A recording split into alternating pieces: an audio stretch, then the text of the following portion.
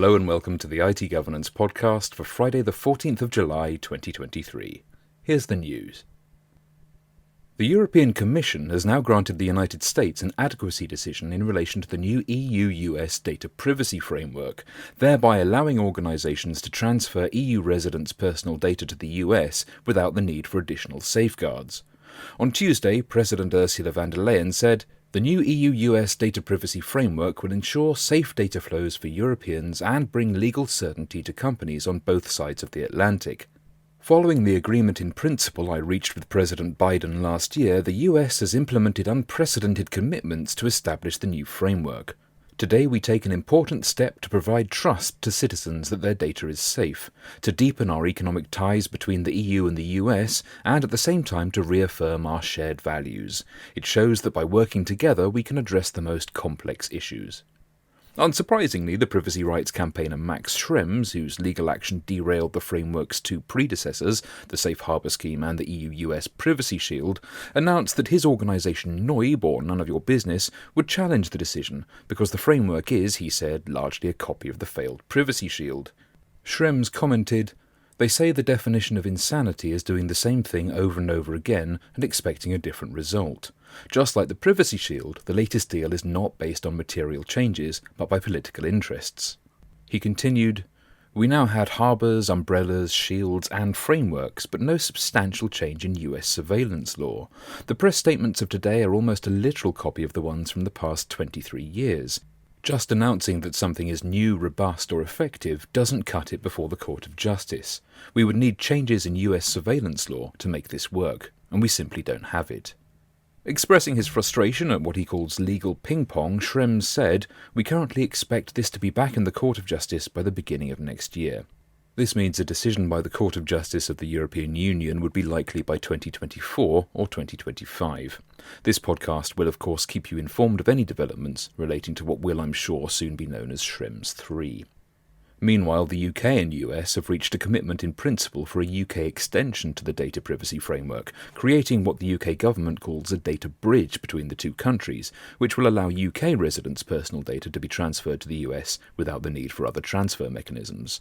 Chloe Smith MP, who's the Secretary of State for Science, Innovation and Technology while Michelle Donnellan MP is on maternity leave, commented, "Data bridges not only offer simpler avenues for the safe transfer of personal data between countries, but also remove red tape for businesses of all sizes and allow them to access new markets.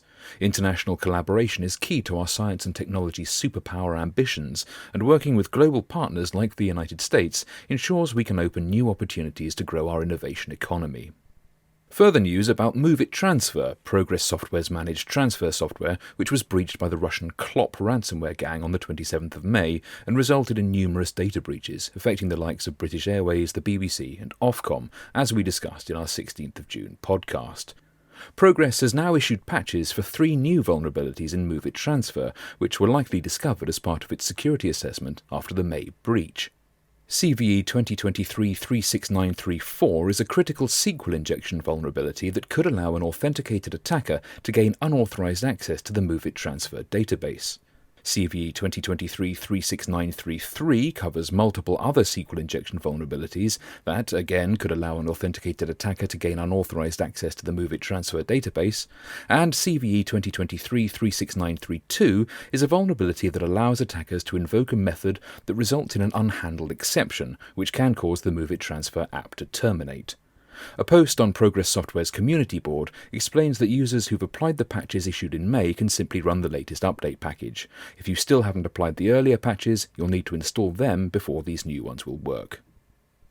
Talking of CVE numbers, it was Patch Tuesday this week. I don't think I've done a Patch Tuesday roundup for a while, so here's a quick summary of some of the most severe CVEs, that's common vulnerabilities and exposures, in case you weren't sure.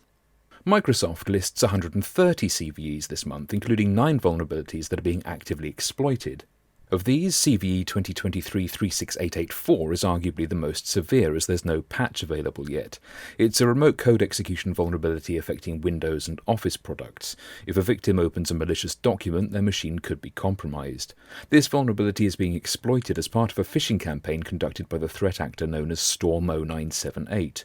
You can find more information in Microsoft Security's blog, Storm 0978 Attacks Reveal Financial and Espionage Motives.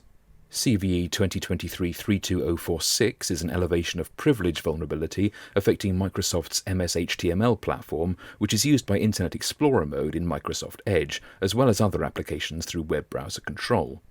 CVE 2023-32049 is a Windows Smart Screen security feature bypass vulnerability that allows attackers to bypass the open file security warning prompt if a user clicks on a malicious URL. CVE 2023-35311 allows attackers to bypass the Outlook security notice prompt after clicking on a link, and CVE 2023-36874 is a Windows error reporting service elevation of privilege vulnerability, which could allow attackers to gain administrator privileges. For further details about these and other CVEs, I recommend the Zero Day Initiative blog. Google doesn't do Patch Tuesday, but on Wednesday it released its monthly patches, including fixes for 46 software vulnerabilities, the most severe of which is a critical security vulnerability in the Android system component that could lead to remote code execution with no additional execution privileges needed.